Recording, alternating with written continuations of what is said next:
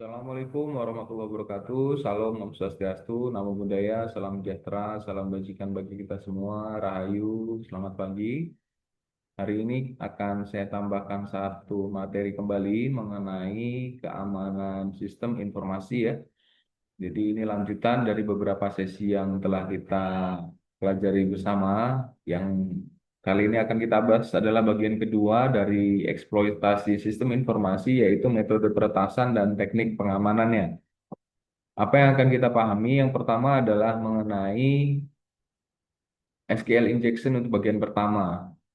Banyak sekali serangan yang memang bisa terjadi, khususnya dalam beberapa platform.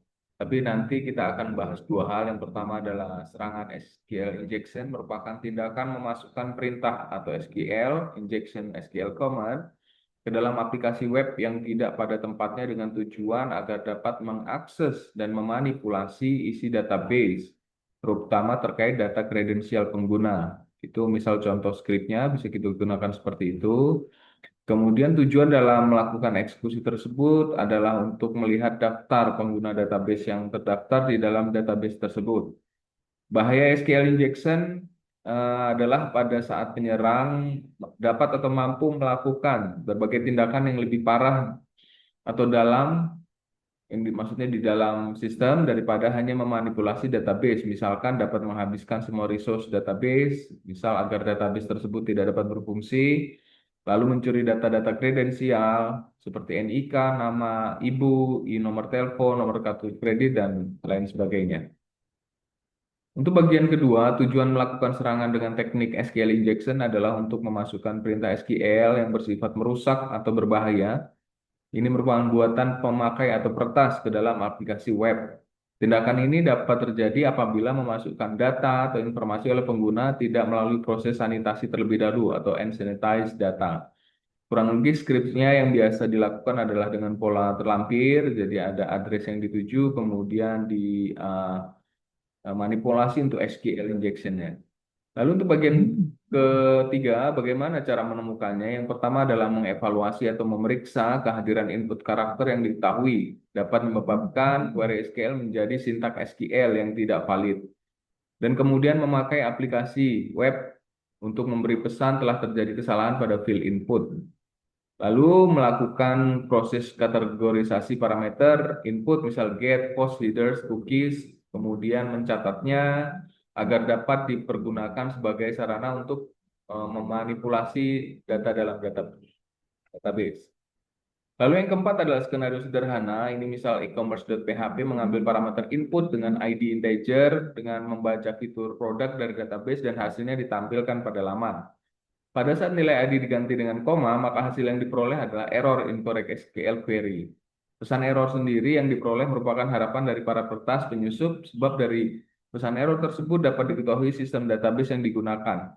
Lokasi penempatan file, kode program, dan sebagainya dari sistem informasi ini, para peretas dapat memanfaatkan cacat atau celah dari sistem database yang digunakan. Lalu SQL injection yang kelima adalah mencari blind SQL injection. Yang pertama adalah jika pada skenario sebelumnya tidak menampilkan pesan error atau incorrect SQL query. Jika begitu, pengujian dilakukan dengan menggunakan teknik fingerprinting, yaitu blind SQL injection dengan tes boolean, skripnya terlampir. Salah satu hal yang dapat dilakukan untuk mencari blind SQL injection.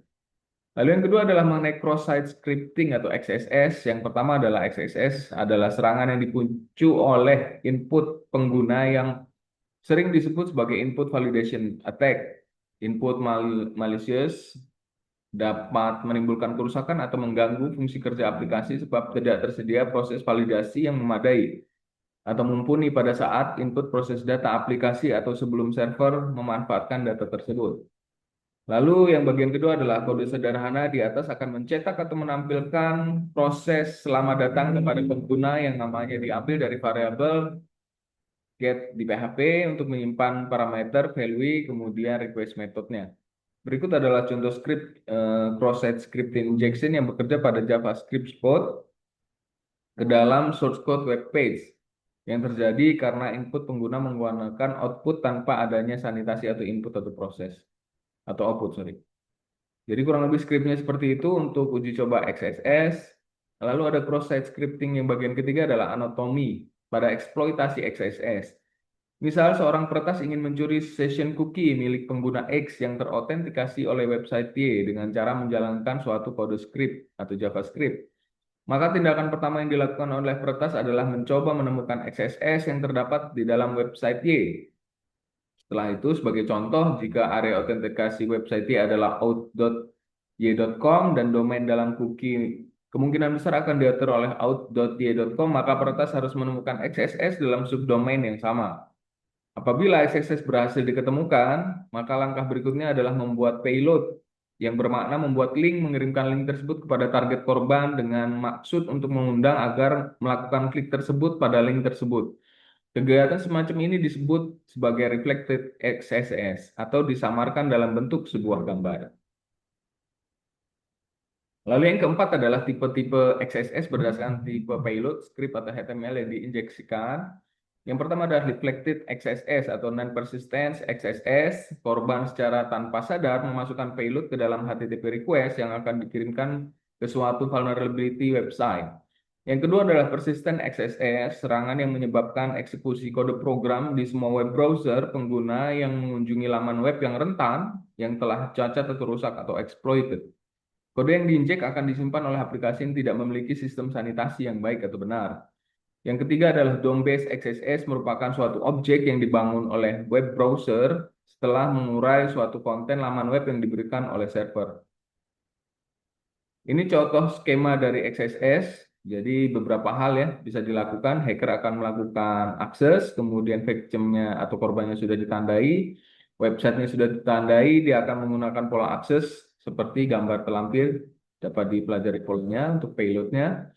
Ini adalah yang kedua, ilustrasi persistent XSS ya. Seperti yang disampaikan tadi, hacker mengincar vulnerable website, kemudian database-nya juga akan dilihat, dia akan melakukan access payload, kurang lebih seperti itu.